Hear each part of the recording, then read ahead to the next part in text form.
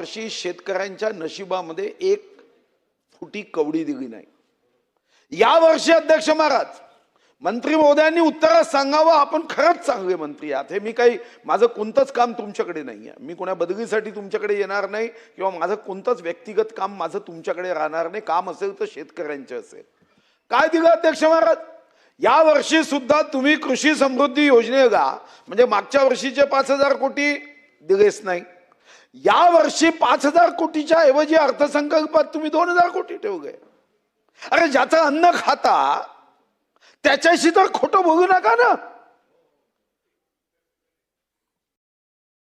या सर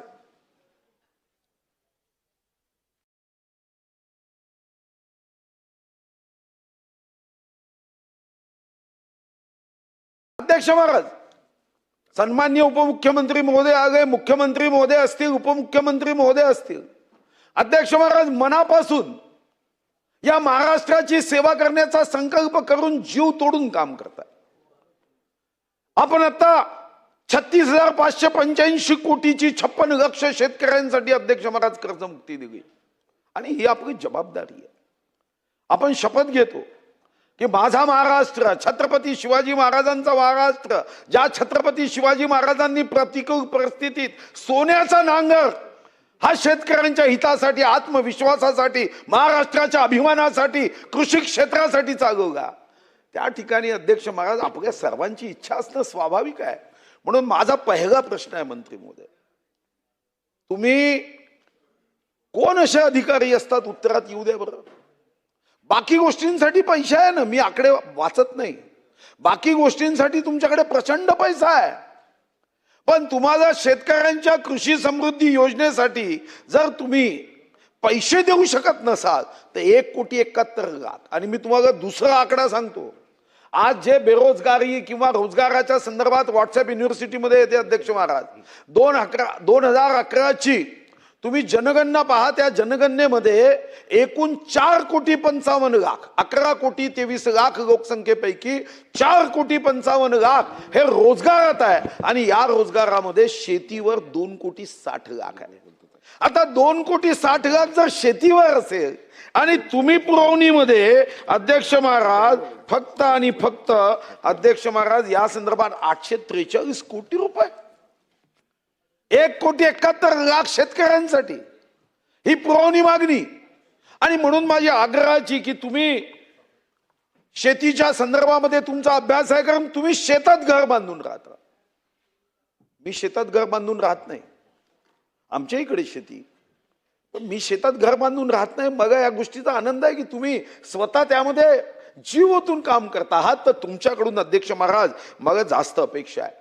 महाराष्ट्रातलं सर्वात उत्तम कृषी तालुका कृषी कार्यालय कुठं असेल तर माझ्या पोंभुर्णेमध्ये आहे। जेव्हा तुम्ही महाराष्ट्रामध्ये पुरस्कार देत होते तेव्हा महाराष्ट्राचे 7 पुरस्कार माझ्या मतदारसंघातल्या पोंभुर्णेतून मी प्राप्त केले। कार्यालय तर उत्तम बांधलं मी, अप्रतिम। पण अध्यक्ष महाराज तुम्ही तालुका कृषी अधिकाऱ्यांना गाड्याही देत नाही। मग तुम्ही काही नवीन बैल वगैरे द्या, बैलावर बसून फिरता येईल का? परवा एक बैलावर कर्जमुक्तीसाठी गेला होता, गाड्या देतात का सावरकर साहेब? बाकीच्यांच्या गाड्या बघा, त्याचा अभ्यास करा, त्या गाड्यांची संख्या वाढते, पण कृषी अधिकाऱ्यांना गाड्या देताना आपण एवढं कंजूस मक्खीचूस का होतो? हे खरं आहे की हे सरकार या दशकातलं नव्हे, स्वातंत्र्यानंतर महाराष्ट्राचं देवेंद्रजीच्या नेतृत्वात, एकनाथ शिंदेजींच्या नेतृत्वात, सुनेत्राताई पवारांच्या नेतृत्वात शेती संदर्भात उत्तमातलं उत्तम काम करणारं सरकार आहे। आणि म्हणून अपेक्षा आहे की 10वी मध्ये मेरिट आलेल्या विद्यार्थ्यांनी 12वी मध्ये सुद्धा मेरिट यावं, ही अपेक्षा असणं गैर नाही। तुमच्याकडून आमची ही अपेक्षा आहे की तुम्ही कर्जमुक्ती दिली, त्याच पद्धतीने आज शेतीचा व्यवसाय अध्यक्ष महाराज हा या सर्व दुष्टचक्रातून बाहेर पडावा एवढीच इच्छा आहे। आणि त्यासाठी मंत्री महोदय तुम्ही घोषणा करा की या गाड्या तालुका कृषी अधिकाऱ्याला दिल्या पाहिजे, नाही तर तुमच्या अनेक योजना आहे, या अनेक योजना कशा पूर्ण होतील? कारण शेवटी गाडी तर लागेल ना त्यांना। म्हणजे शेतकऱ्यांसाठी गाडी नाही, कमवणाऱ्यांसाठी गाड्या नाही आणि रिकामे उद्योग करणाऱ्यांना मात्र सुंदर गाड्या आहे। अध्यक्ष महाराज, या दृष्टीने कृषी मंत्र्यांनी याबद्दल काळजी घेण्याची आवश्यकता आहे. दुसरा मुद्दा जो शेतकऱ्यांमध्ये आम्ही जातो तेव्हा लक्षात येतं की अध्यक्ष महाराज, शेतकऱ्यांच्या संदर्भामध्ये खतामध्ये फसवणूक झाली, बी बियाण्यामध्ये फसवणूक झाली, बाग विक्रीचे पैसे दिले नाही. आणि अध्यक्ष महाराज, तुम्हाला माहिती आहे की शेतकरी स्वाभिमानी आहे. मी अजूनपर्यंत एखादा दुखादा अपवाद सोडला ते एखाद्या उद्योगपतींनी कर्ज आहे हजारो कोटीचं म्हणून आत्महत्या केल्याची उदाहरणं फार एखादं दुखादा आहे. पण आमच्याकडे तर 50,000चं कर्ज, 1 लाखाचं कर्ज आहे आणि ते कर्ज फेडू शकत नाही म्हणून आत्महत्या करणाऱ्या केसेस या क्षणापर्यंत माझ्या अंदाजाने 20,000 शेतकऱ्यांपेक्षा जास्त आहे. का? कारण तो स्वाभिमानी आहे, तो अभिमानी आहे, तो मातेची सेवा करतो. भूमातेची सेवा करताना त्याच्या मनात नेहमी माझ्यावर कोणाचं कर्ज नको हा भाव आहे. पण अध्यक्ष महाराज, तुम्ही खतामध्ये फसवणूक झाली, तो बिचारा जाऊन आपल्या अधिकाऱ्यांपर्यंत पोहोचतो.